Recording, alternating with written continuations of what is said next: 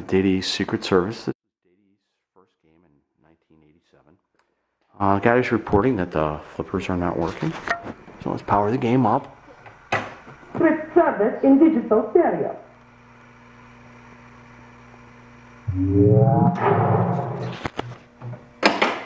Okay, so you can see credits 1. That means it's on free play. I have the balls loaded. Let's start a game. Agent 001. Weather scan completed. Begin. Okay, so ball in the shooter lane. Sure enough, I hit the buttons. No flippers. So we're going to take the balls out.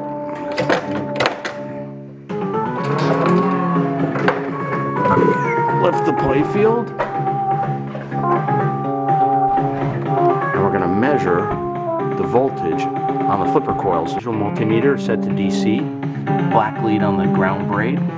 Red lead right on the flipper lugs. You can see I got 68 volts. And if I move from lug to lug, I should get 68 volts on all lugs. And if I go over to this coil, check it on this one, same deal.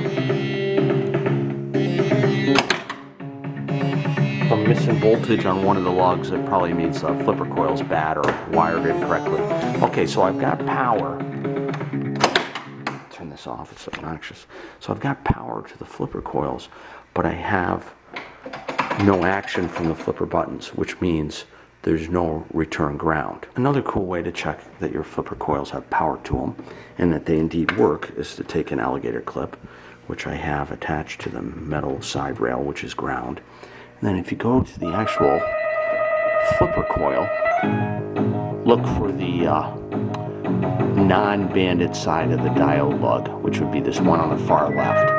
And then using this, notice the game is in a track mode. It is not in an in-game mode. It's in a track mode. So there's still power at these. But if I take this and go like this, we're completing the path to ground. And we can see that our flipper coil does indeed work. So we know we have power. We know that in game mode, the only thing that is happening is when you press these flipper buttons, you're just completing the path to ground, and that is not happening. It's not getting a path to ground, and that's why they're not working.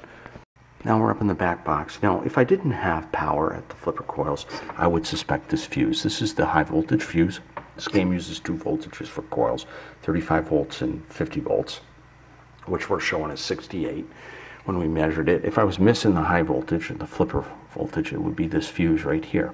But this fuse is good because we have power to the flippers. So the next thing is why don't I have ground? So the next thing you can check are all the ground connections going to the board. That is, we'll pull this board, we'll check the solder connections on the back of this board on all 3 of these connectors and see if any have cracked solder joints or maybe a burn trace. Here's the high voltage board called the marshmallow roasting board or something like that. I forget what they called it. Anyway, somebody has resoldered all the solder joints on this already.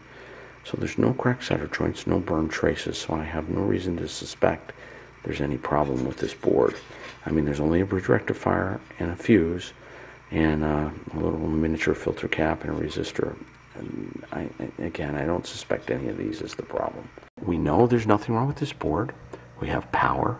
And we know that the flipper works from our little test with the alligator clip.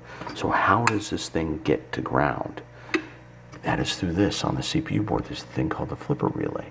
This has to engage in order for the flippers to actually flip. And when you start a game, this relay should click on and stay on the entire time the game is going.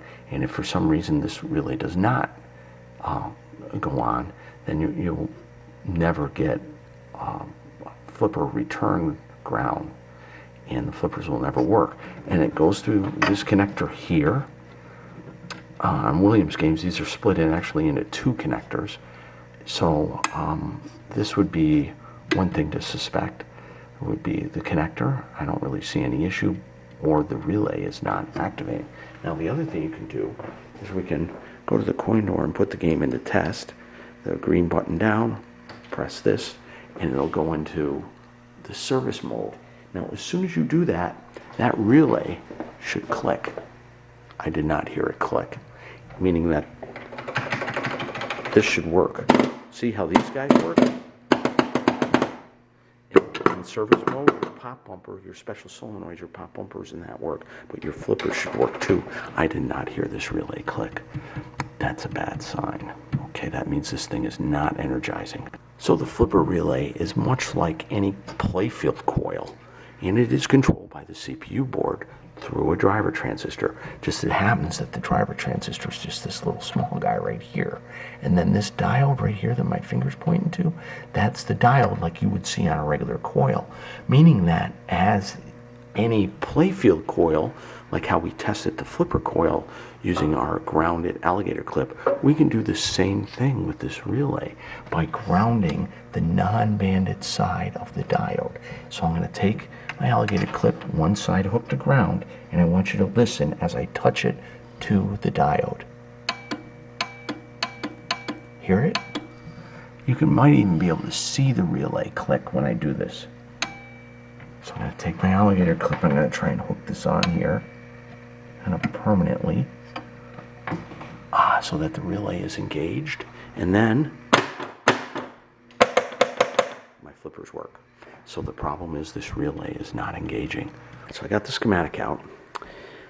This is the CPU board, the schematic for such. Here is the flipper relay. If you look, it goes through a 2N4401 transistor in a chip, it looks like a 7402, it's hard to read. And then this thing called N blank. So what this is the engaged blanking signal.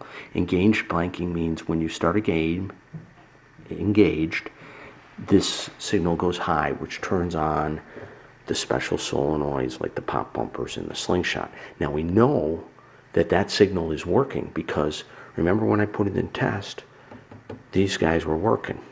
So that means that the engaged blanking signal is working. So the question is, and if I follow this, I go to page 1, part G.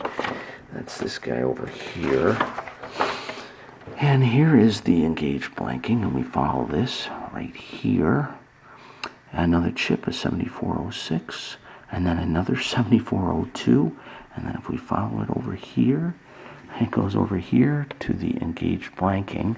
But at some point, the other coils are involved. So let's go to page 3, part 2H.